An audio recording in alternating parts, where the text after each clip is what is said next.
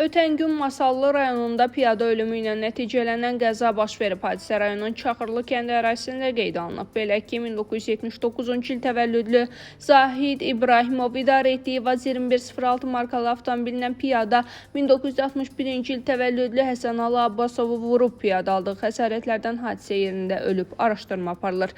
Sürücünün Vətən müharibəsi şəhidi Ziya Gözəlovun atası, ölənin isə qazi atası olduğu bildirilir.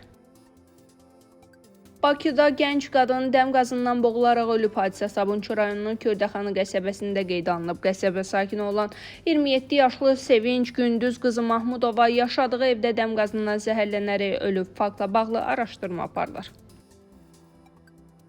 Dünən Səbail rayonu Badamdar qəsəbəsində yerləşən mənzildə baş verən qaz partlayışı ailə faciəsinə səbəb olub. Hadisə nəticəsində tanınmış həkim Vüsal Nəbiyevin atası və bibisi həlak olub. Qeyd eləyək ki, Vüsal Nəbiyev Avrasiya və Avropa hospitallarının anestezioloq və reanimatoloq şöbəsinin müdiridir.